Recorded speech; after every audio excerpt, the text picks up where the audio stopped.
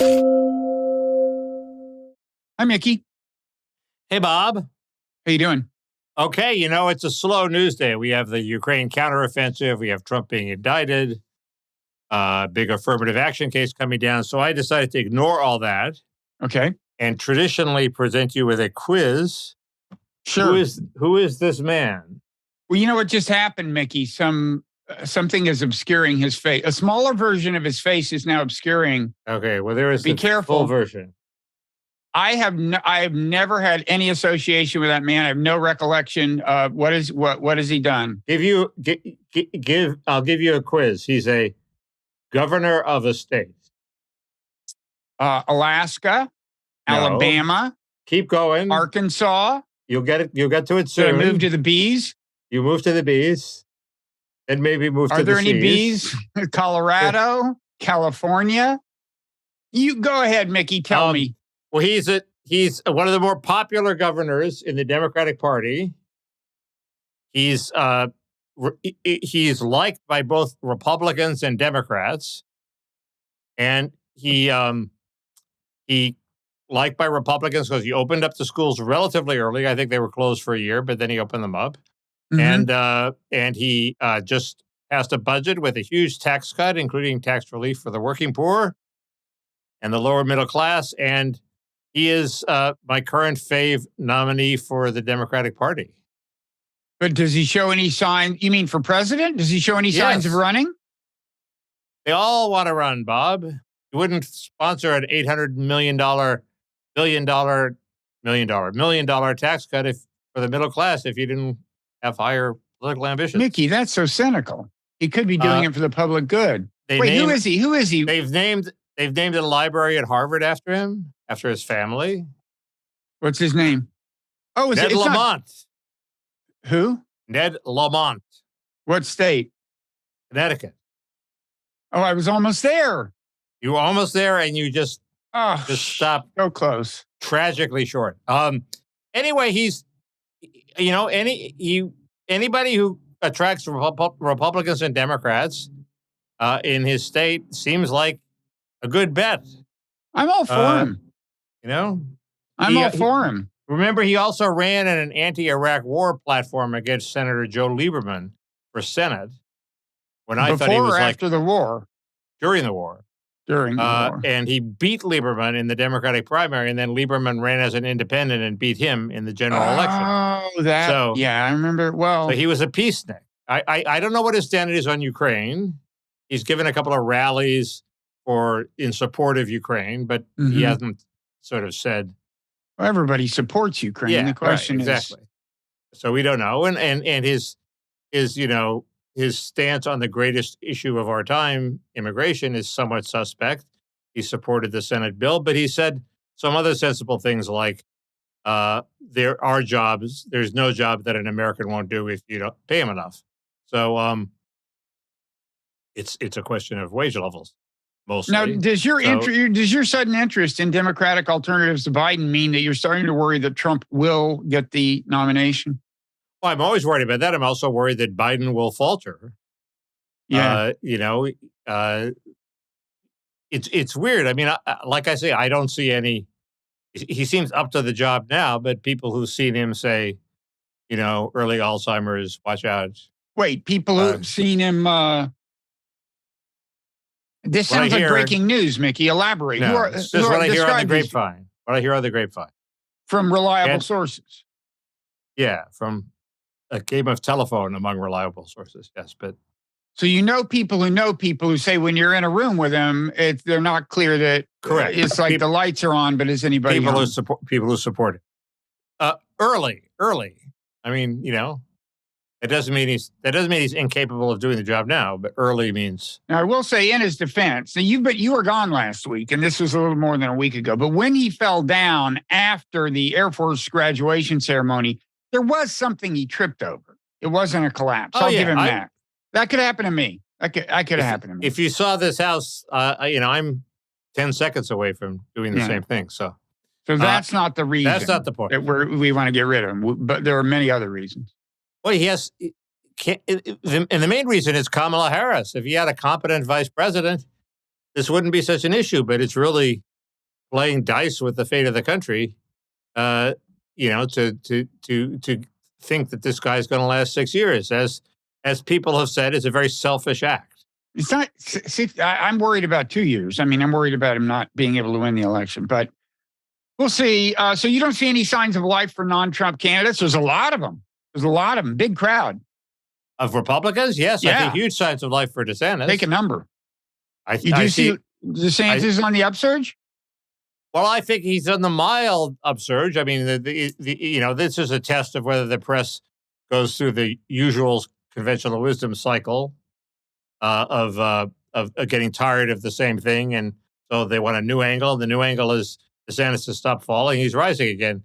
And there was a report by David Drucker on his stump speech in Iowa, very well received. People who used to be for Trump switching sides in mid-speech because he talks so eloquently about cultural issues and also about inflation and other things. So wait, who was this? It's a good mix. Who was this? DeSantis in Iowa. Oh, this was DeSantis. DeSantis, the campaign has actually just started, okay? Mm-hmm. DeSantis has gone on the stump and he's giving a speech, and it's well received. Okay? He's not boring people. Good. He's winning over Trump voters. So, winning Iowa isn't everything. Ted Cruz won Iowa. Look what happened to him. But it's something. And my line is, as long as DeSantis learns what works and what doesn't, which is the whole art of political stump speech making, is you drop the lines that don't work, you add the lines that do work. He's in good shape because he's a smart guy and he talks credibly about policy. And it's the charisma of no charisma, Bob.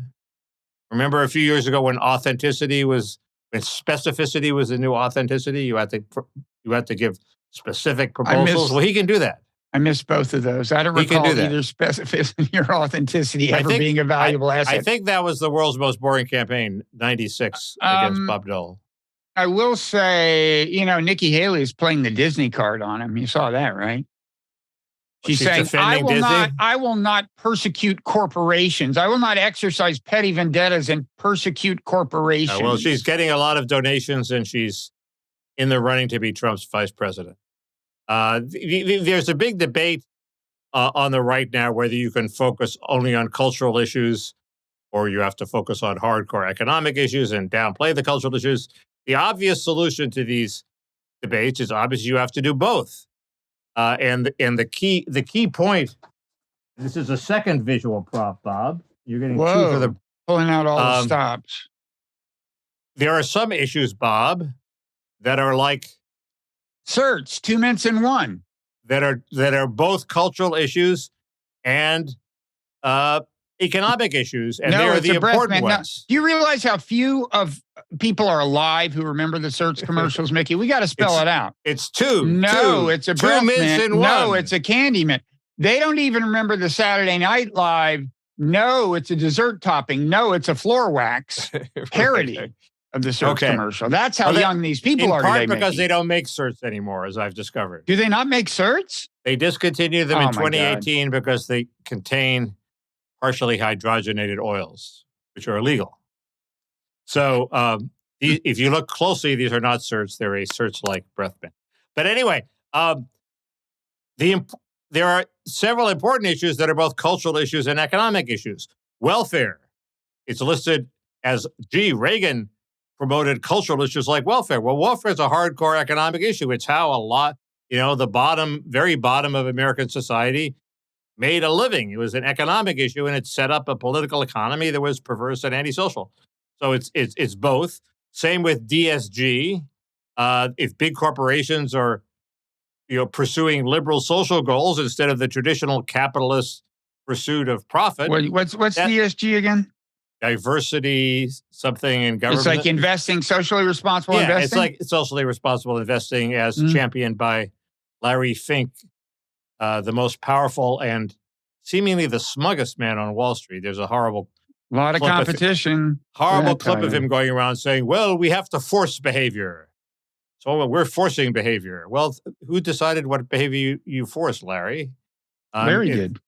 Larry did. Anyway, so that's a fundamental change in the whole political economy of America. So it's not a cultural issue.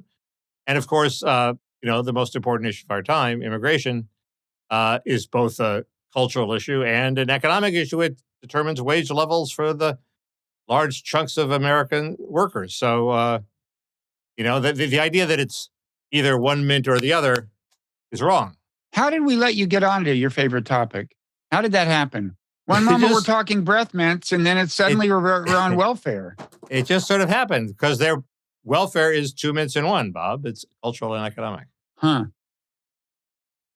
So anyway, we can move off. We've done we've done the search bit. No, it's a proxy war. No, it's a war for national survival. No, exactly. So we can move to the topic A or topic B. Well, what we can do, which one is which? I got to get to Ukraine at some point. Topic B is Ukraine. Okay, indictment. It still seems banana republic-y to me. To the average in terms of, I'm afraid optics do matter quite a bit in politics. And to 99% of Republicans, given that Joe Biden had some classified documents, that's the end of the story. Of course, there are differences between the two cases, but they're not going to look into them. And for that matter, neither the Democrats. The Democrats are just going to assume that the differences are consequential. The Republicans are going to assume the differences aren't.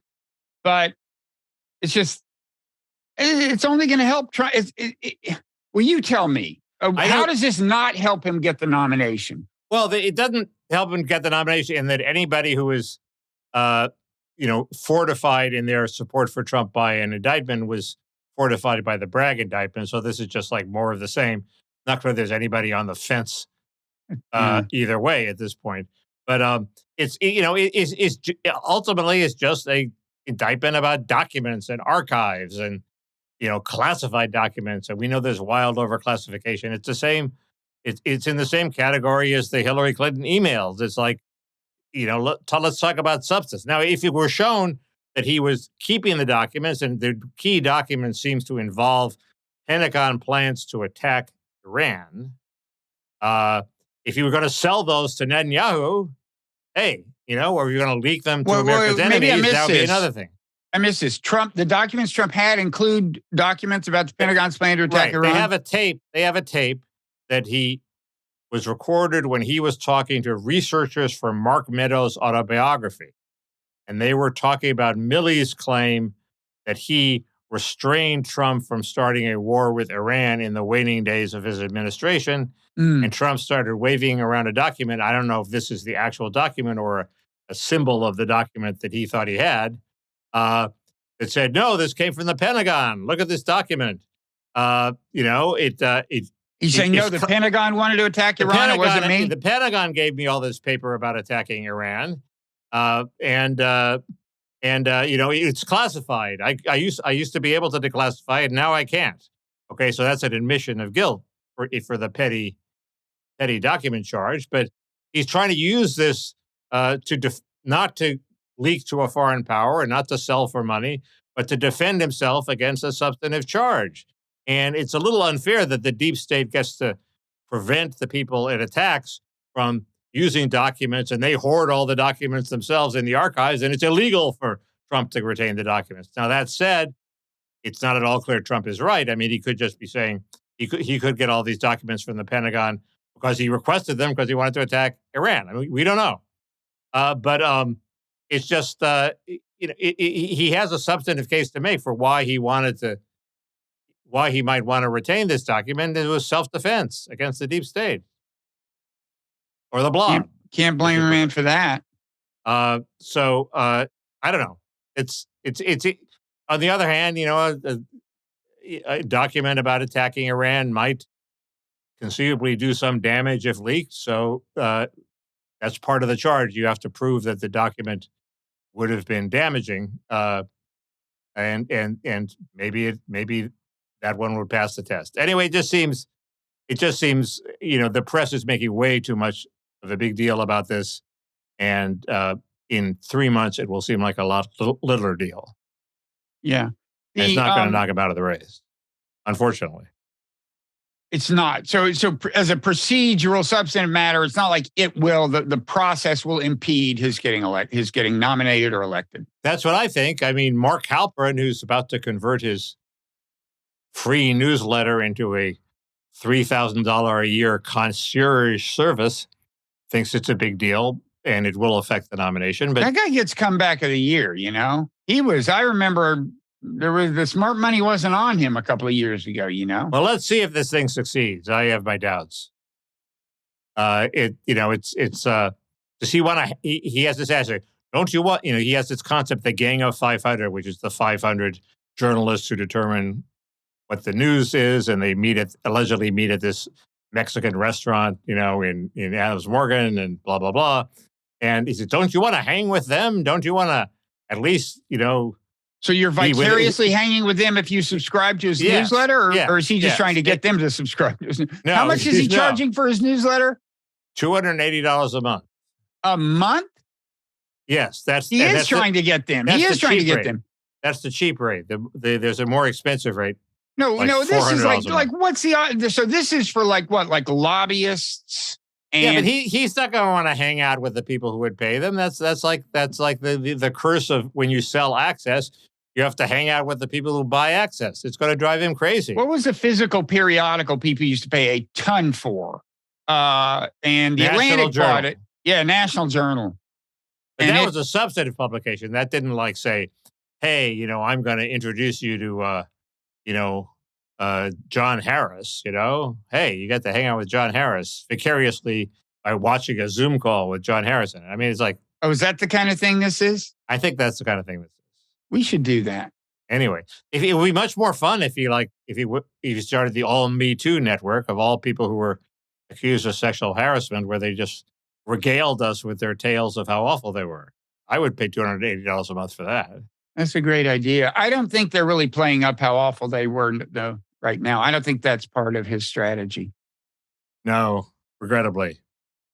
Anyway, he's a smart guy, but I think he's wrong about this being a big factor in the election. Okay. So I'm trying to think of. Meanwhile, the charges against Biden, sketchy as they are serious. There's a credible informant for the FBI who says that Burisma, allocated $5 million to bribe Joe Biden. Okay. Oh yeah. And that's in the last couple of days. And maybe the guy while he was vice president. They're saying right. There's no evidence that Biden, actually got this money, but the guy in Burisma says he paid it out through various schemes where it was untraceable that it got to Biden. That's a serious charge. If it was against a Republican, we would be taking it very seriously. I don't care that much if Biden makes it a little. Republicans are taking it seriously. If it was a Republican, Democrats would be taking it seriously. Right. The point is, by a neutral standard, we should be taking it seriously. Yeah, I worry about some of this stuff coming out in between now and the election. I don't know what there is, but there's definitely some weird stuff. I don't know about this particular thing, but as we've discussed, there's some... That's a good point. There's a John Edwards problem. Remember, the John Edwards sex scandal was originally leaked by Democrats who were terrified that Edwards would get the nomination. Then the sex scandal would come out and he'd be dead, and the Republican would win. Similarly, if you're a Democrat, you want all this stuff out now. I agree. So go Let for the it, chips leakers. fall where they may, Mickey. Without fear or favor. Without fear or favor. Is So, it George? want to talk a little about Ukraine? Yeah, they started the big counteroffensive. Started the big counteroffensive. So far, no big breakthroughs. Some signs that it's going harder. It's tougher going than some people thought. Michael Kaufman, who had been getting more optimistic in recent months, said, well, so far, based on fragmentary evidence, it looks more like Kherson than like Kharkiv, which means a long, hard slog. In Kherson, long before the Russian pullout, there were like months of carnage that weren't getting any publicity. That was a long road to hoe, tough road to hoe. you're seeing, do you remember the pictures like when Vuhledar, there was that publicity about how all these stupid Russian tank drivers ran, into all this fire in this minefield. And you saw this picture of 6-8 tanks blown away.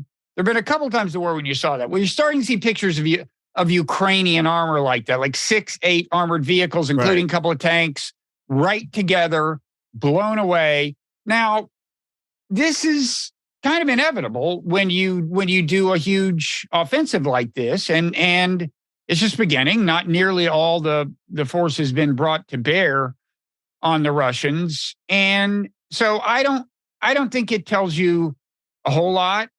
I do,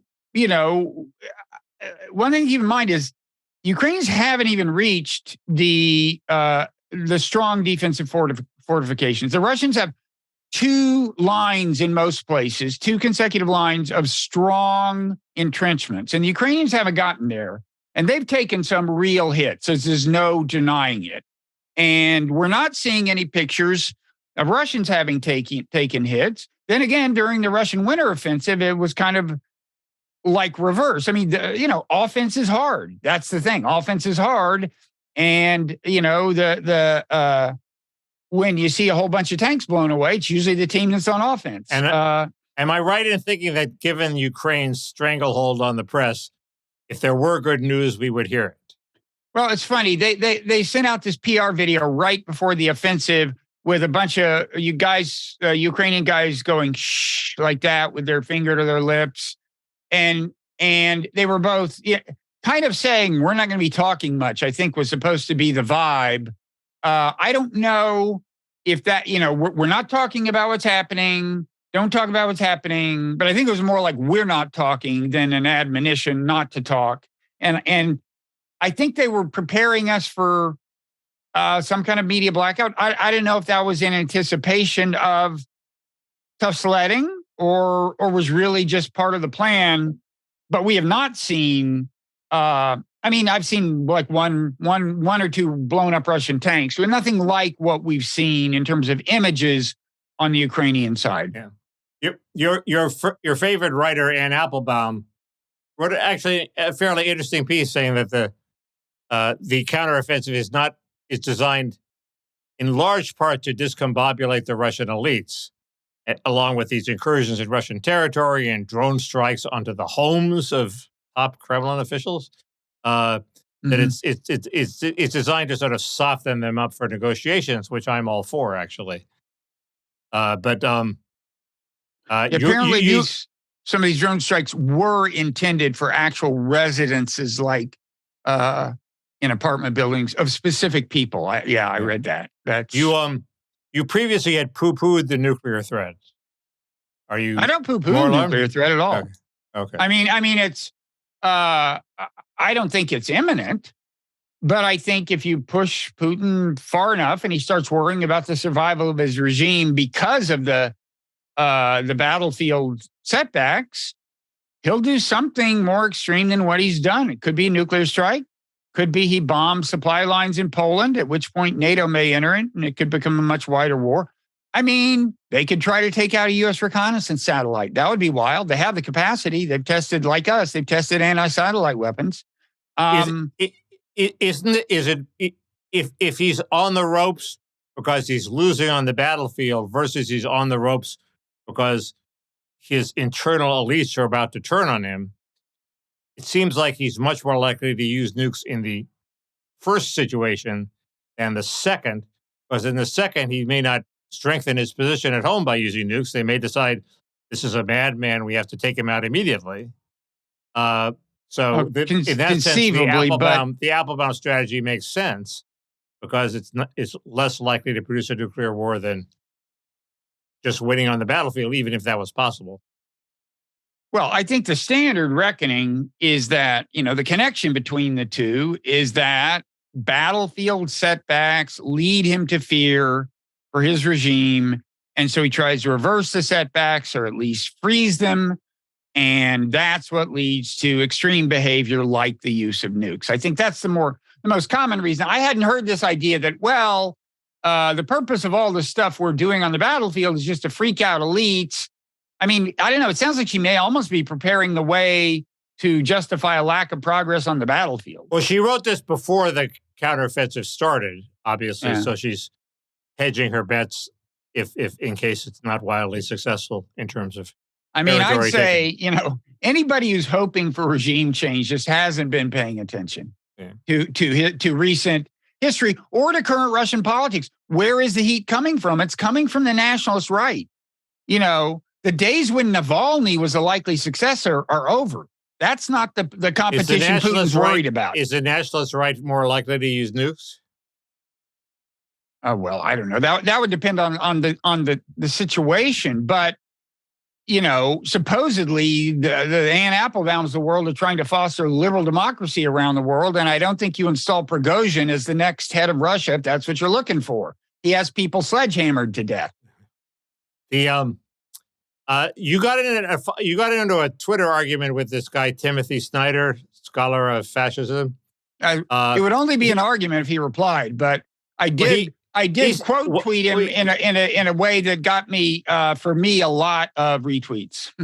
And what do you want me to try to tell them what it was about, or you want to try to tell them? Well, first of all, I wound up writing about this. This leads us to the dam collapse, which is the other big Ukraine story of the week. But I mean, go ahead and I'll get in. Go ahead and give me your rendering. My impression is that Snyder went insane and started saying when a Russian spokesman says X and the Ukraine spokesman says Y, don't even give any publicity to the Russian spokesman since they're lying all the time. And we know that this is a weird argument to make, given what we know now about the Nord Stream pipeline, which seems to have been blown up by the Ukrainians, so the Russians were right.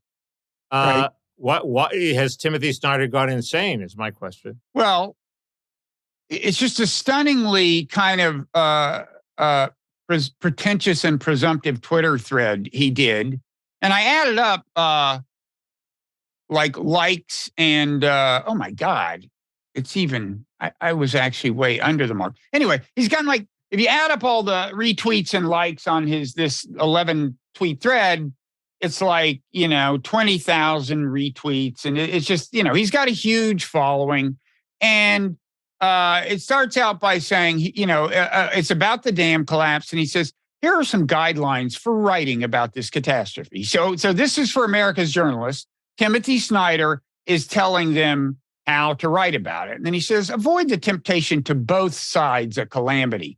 That's not journalism. As you said, he doesn't want you to just say Russia thinks Ukraine did it. Russia says Ukraine did it. Ukraine says Russia did it. Unless you add, Russia is not to be trusted. That's basically what he says is good journalism. If there are conflicting claims and you don't have enough evidence to resolve the matter, you just, then you're not supposed to report the conflicting claims unless you discredit the side that Timothy Snyder doesn't like.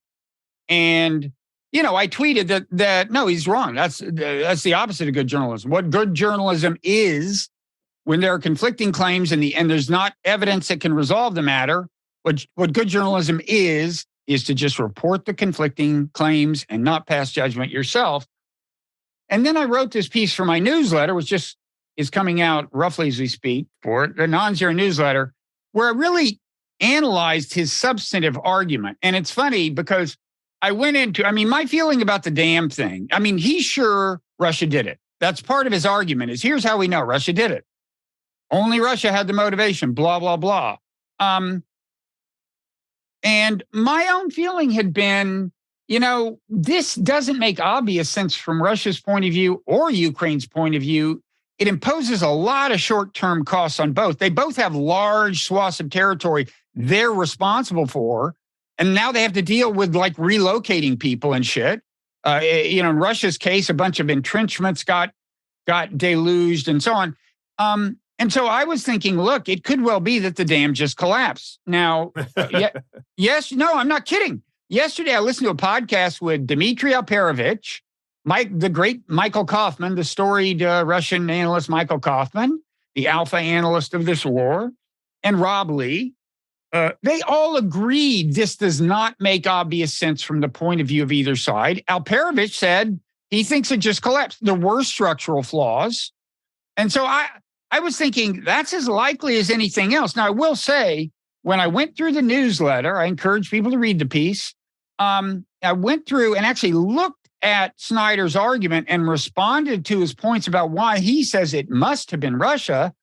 I actually kind of persuaded myself that, although it may still be most likely neither of them did it, I now do think Ukraine had more reason to do it than Russia did. Don't they have photographs of an explosion? No, they don't? The first one that came out was fake. I mean, first of all, in Alperovich's scenario, he says it could be, there's all these like loose floating mines, errant mines. There's all kinds of shit. He's saying a mine could have just floated into it that no one, encouraged it to, but it did. And that could have triggered it. It was known to have structural flaws because both sides had already attacked it. Okay. Right. According to the Washington Post, Ukraine fired a HIMARS missile into it to see if they were trying to get like just a limited leak back when the Russians were still in Kherson to see if they could make a river crossing hard without flooding everybody. So Ukraine apparently fired a HIMARS missile at it. Russia, upon withdrawing, attacked the road, blew up the road on top of it so Ukrainians couldn't follow them over. Right. And so they both attacked the dam and has structural flaws. And Alperovich thinks maybe just an errant mine did the trick. So that could be an explosion. If there is a video with an explosion, it's not even clear there is a legit video with an explosion. The first one they showed like several days ago, that was not it. That was from months ago when I think when the Russians attacked it. Of course, Tucker has weighed in on the side of blaming Ukraine. His argument was not unpersuasive. Well, it may have some overlap with the Twitter points. appearance. It may have some overlap with the points I made in response to Timothy Snyder. It probably does, but the one sort of bit of evidence is that there seems to have been no Ukrainian casualties in this flood. It drowned all the animals. Russian ones were there. It drowned all the animals in the zoo, but didn't actually kill any Ukrainians, implying maybe they were prepared for it. Well, I mean, I will say this: a few things. You want to hear the quick argument that I almost didn't realize how strong it was until I wrote it all out, just in trying to rebut Snyder's claim that Russia was obviously the culprit. I mean, first of all, Snyder says Russia was retreating, and it's the retreating force that wants to flood things and impede the pursuit. Well, this is total bullshit. Nobody in Russia is retreating. Even where the offensive actually is, which is nowhere near this, there's no Russian retreat right now. But secondly, nobody expected some kind of river crossing by Ukraine to be part of this offensive. So there wasn't going to be a reason to retreat or a reason for them to impede the Ukrainian advance, so far as all the best analysts were guessing. Russia, one reason there wasn't going to be a retreat, what was people thought, there wasn't going to be a Ukrainian river crossing, was because Russia controls the dam. They controlled the floodgates. They can flood the thing anytime they want. So why would they blow the dam up? And people were saying, look, if Ukraine tries a river crossing, Russia will just open the floodgates. So now Russia can't do that. Now, and by the way, what does this remind you of? Does this remind you of anything else when we say, why would Russia blow something up if it could flip the switch and have the same effect? It reminds me of the pipeline being blown up. Exactly. And it is the same logic because now Ukraine, if they want to do a river crossing, doesn't have to fear Russia opening the floodgate. They're not going to do it now. They'll have to wait until things subside. But the other thing is, the flood has wiped out. It has deluged a lot of Russian entrenchments on their side of the river. People think that it probably led to a lot of landmines floating away that are no longer in Ukraine's way. So the point is now when the new shoreline stabilize, for two reasons, Ukraine will have a better chance at a viable river crossing. Russians can't open the floodgates. And the retrenchments are the Russian retrenchments are a mess, and a lot of landmines are gone. So, the idea that anyway, Timothy Snyder, it's an amazing phenomenon. The guy Go ahead. Stop me before I say What something. about it's Crimea's water supply? So why would Russia? Well, that's the want other to? thing. I mean, Yeah. now I don't know. Remember, the reason Russia seized this dam, the reason seizing this dam was a priority for Russia was because after Russia took Crimea, Ukraine cut off the water supply to Crimea from the reservoir above the dam. Now, I don't know if the reservoir has gotten low enough to imperil. I don't know how many canals have quit flowing, but you wouldn't think Russia would just kind of like, let's blow up the dam and see what happens, given the fact that Crimea's agriculture depends heavily on the water coming from this reservoir. That's another. There are all kinds of reasons to just not think Russia did it. Again, I'm not saying Ukraine did it because it just, again, it doesn't make obvious sense for anybody. It's such a crapshoot, but it certainly doesn't make obvious sense for Russia. And let me ask you: Are you sensing in the media coverage that we're seeing a replay of Nord Stream where everybody just says, "Oh yeah, Russia must have done it," or are people being somewhat more careful? I'm seeing a replay of Nord Stream, which is bizarre since Nord Stream itself is being rolled back rapidly. I mean, the thing is, the Washington Post story, which was fairly convincing about how there were all the credible sources as part of this trove of documents leaked by this guy Teixeira. There were documents talking about Ukraine had plans to blow up Nord Stream, and they delayed them for a while. But the plan that what actually happened seems to be pretty close to the plan that the Ukrainians were laying out, and the Biden administration knew about this. Yep. And basically, and presumably did nothing to stop it, or didn't stop it. And I have a friend who thinks this is like incredibly damning and stupid of Biden to let this go forward. And I was going to read something. Apparently we did. Apparently we didn't try to stop them. And go ahead. I was going to read a damning paragraph that he wrote me about what Biden's strategy was. Hi, I'm Joe Biden, and I've decided to allow the Ukes to cause energy prices to spike dramatically all around the world, so everything will cost more. All the disruption bolsters my ineffective sanctions regime. Never mind that it hasn't bolstered the sanctions regime. That's not the point. If our allies in Europe freeze in the winter months because they can't afford home heating oil, well, that's life. Have them write me at joebidendoesn'tcare.com.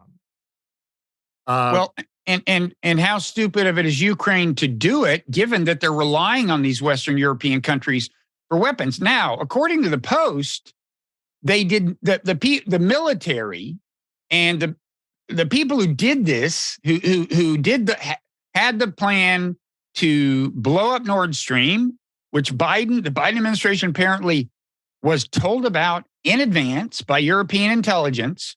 And by the way, which, as you said, the details of the plan they got wind of in advance, and the Washington Post has seen it on paper, meshes eerily with the evidence that, remember the German thing that people initially were skeptical of when they said, look, it was a boat of 6 people, right? Right.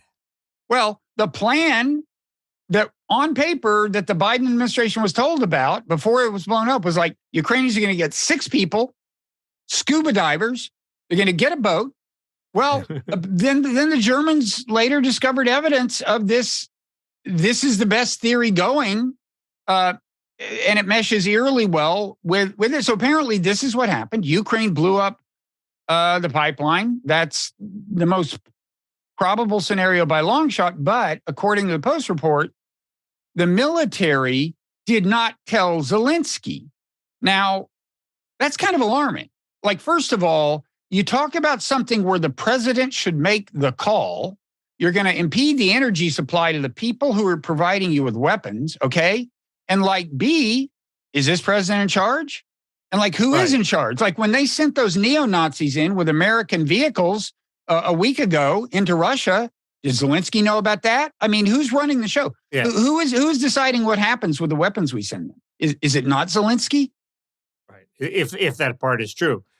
So this at least This at least half vindicates Seymour Hersh. It's not the specific scenario.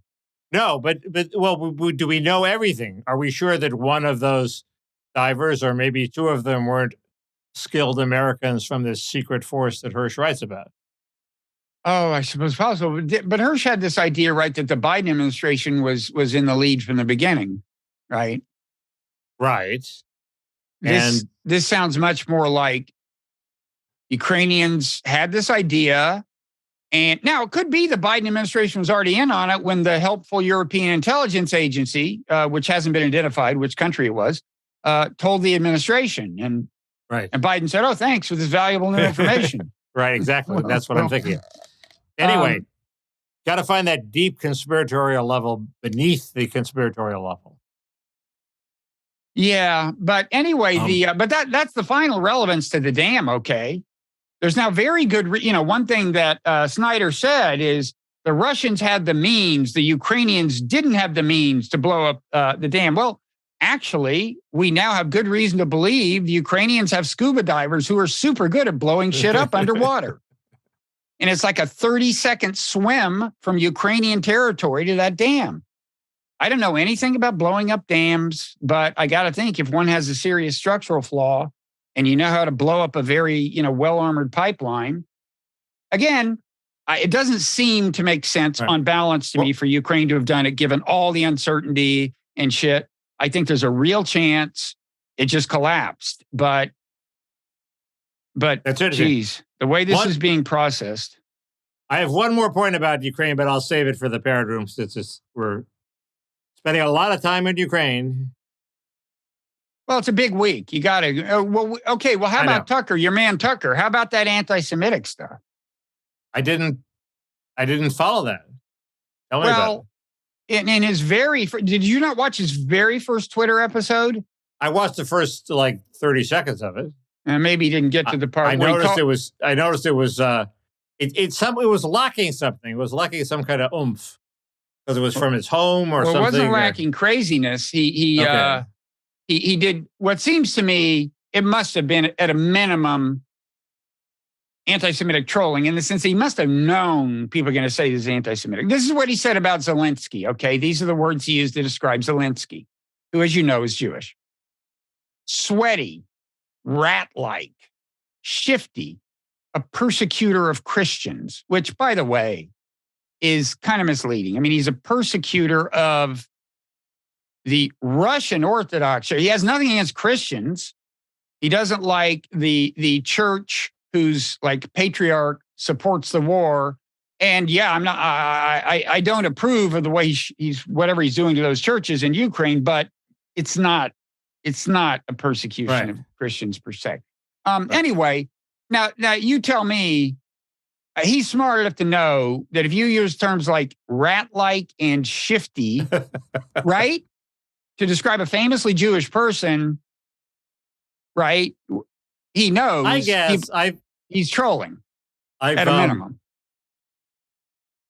I've run into too many wasps who think Jews are ugly, and Tucker may be one of them. Do they say that to you? Occasionally. They say, "I think Jews are ugly." No, they don't say that. Or they just say, "I think you're ugly," and you take it as anti-Semitic because that's more comforting to you. Yeah, the latter. The alternative explanation. The latter. Yeah. Well, we've all had our appearance ridiculed, Mickey. But I don't know. I don't take it as a slur on Baptists. Appearance is the main thing wasps have going for him at this point. So not true. He may I don't know. So he may just have been reflecting that. But you're right. He's smart enough to know what the reaction will be. Yeah. He needs publicity. He's starting off a TV show. He's getting it. He also came out. He also hit the UFO button. I mean, there is some new UFO stuff that's a little weirder than average, but I thought it was very credible. The alleged whistleblower is a 14-year veteran of the Defense people Department. Say good things about it. But is he saying both that the government has remains of the alien spacecraft and of the aliens?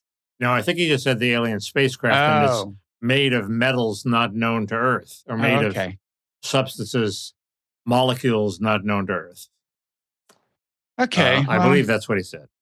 I look forward to his next installment. I don't know. I'm beginning to think, Tucker is going the route of, despite valiant efforts, he's going the route of people who say, I'm glad I got kicked off Twitter and I'll be bigger than ever. No, they won't. He'll fade into obscurity. And I just don't, I don't know. I don't see that driving the debate the way his Fox show did, but maybe I'm wrong. Well, I mean, I think Fox is fading too. So everybody's fading. CNN's fading. No, it's back in the hands of devotees of the heroic Jeff Zucker, beloved by CNN. Wait, no, Zucker's not coming back, is he? Well, he's trying to come back, but of course he's trying to come back. But CNN is now run by an alien rebellious culture within the larger framework of the Time Warner, I guess, that owns it. So it's back in the hands of the old guard of Zucker people, and Time Warner has to squash this. They can't tolerate it. I mean, it's their guy has been ousted, and are they just going to let the old Zucker people run it?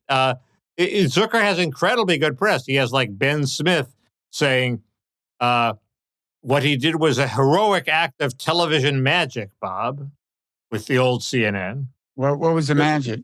The magic was that he managed to get some decent audience in an era when everybody was losing audience. But the network was sort of junk, and it was sort of not as vital as it used to be, and it didn't get that much audience. So I don't, and other people are saying Zucker is beloved. As a friend of mine pointed out, he ain't beloved in Hollywood. Everybody wants to kill him. They hate him. So it's not like why? He's a schmuck. I don't know.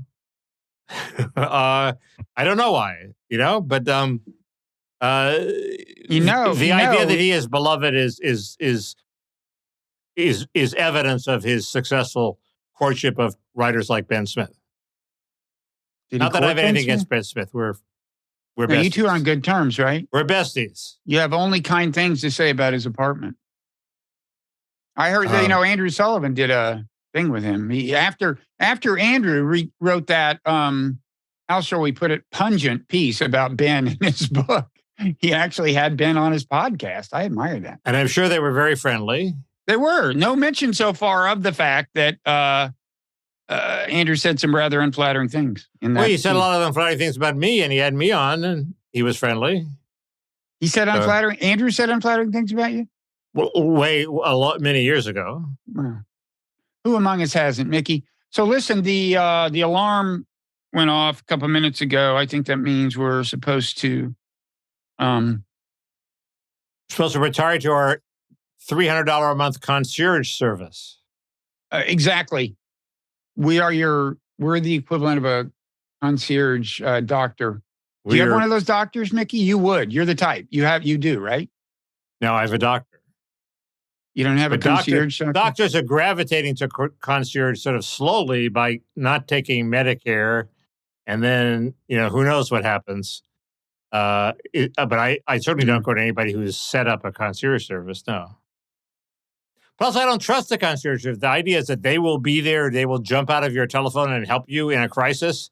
That is the way it works. What if there are three crises at once? I mean, I don't trust that they will be there any more than I trust that my doctor will be there. Okay. And my doctor, I basically trust they'll be there. So what does the concierge service get me? I don't understand. Plus, the doctors in the emergency room are very qualified. Worst comes to worst, you go to the emergency room and pay through the nose, which you'll be doing in the concierge service anyway. So okay, that was a persuasive concierge takedown. That was good. You should tape that and transcribe it, turn it into a book. So what are we going to talk about in the parrot room, Mickey? The PGA did some kind of quasi merger with the Saudi LIV. I thought you might, as a golfer, I thought you might want to talk about that. I take that as I found it very depressing for reasons though. Okay. Broadly depressing. It's like a comment on the futility of life itself. Okay. Not just golf, which is futile. Like, affirmative action, huge case coming down. Everybody thinks it's going to get rid of affirmative action. What's the right solution? I have some inchoate thoughts and on the maybe you matter. can explain why the voting rights case went in the leftward direction. Why Kavanaugh and Roberts? Not now. Okay. And there's my reunion reflections, Bob. Oh yeah, you went to a reunion. I wasn't sure I was permitted to say that last week. I just had to. I went to a, oh, okay. I went to a I had to reunion. be vague. Everyone thought you were dead. Okay. And they were about it's probably 50-50 on how they felt about that. it's probably better for me than if they thought I was at a reunion. So there's the new goggles from Apple. Yeah, I want to talk about them. There's I want to remark about Taylor Swift. There is an exciting point about food stamps and the homeless. Mm-hmm. There's the Arthur Lee theory of why many more Gen Z people are identifying as non-binary and homosexual than previous generations. Did you see the Cracker Barrel went woke, by the way? No. They're falling one by one. Really? When they come for the Cracker Barrel, it's all Barrel over. itself. I mean, it just said, they just sent out something saying we celebrate Pride Week or Pride Day. And there was a picture of a Cracker Barrel on the porch. There was a rocking chair with a rainbow colors. Man. I know.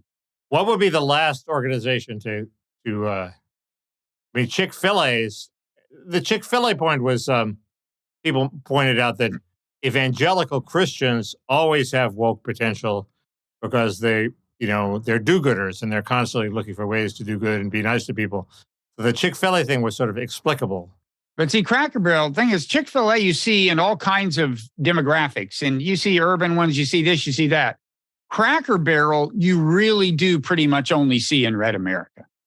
Right. That's right.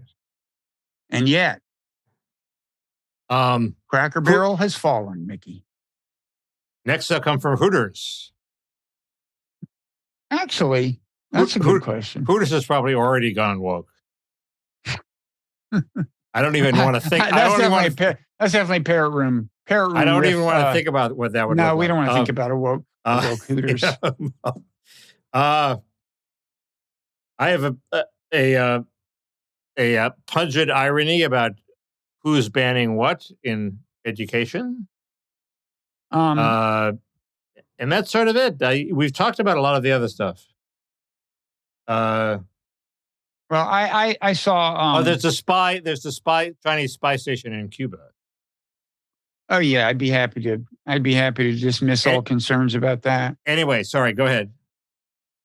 I watched first couple episodes of this. I think it's an Apple TV streaming show called Silo or The Silo or something. Right. Somebody in the Parrot Room suggested it. A comment. I'm watching Ted Lasso. You're probably not. Too heartwarming for you. Correct. Okay, we'll talk about stuff in the Parrot Room. Parrotroom.com/ no. Sorry, scratch that. Patreon.com/parrotroom. And smash the like button if you like either of us. Okay, and smash it twice if you like both of us. Yeah, that's excellent. Okay, so we'll. It's like having two hosts in one. Two hosts in one. Okay, we will see you there. Oh, what? And I got to ask you, in the Parrot Room, do you know what the secret ingredient of certs was? Redolin or something? No. What was it? Retsin. Was it Retsin? Oh, you're right. You got it right. What, damn it. Boom. You spoiled all the suspense. This mind. I haven't lost anything that entered it more than 20 years ago. A drop of Retsin. Okay. A drop of Retsin. Thank you. See you later. That was impressive. Okay. See, I'm in awe. There's awe all over America at this very moment. All will continue in the Parrot Room. Yeah, okay. See ya.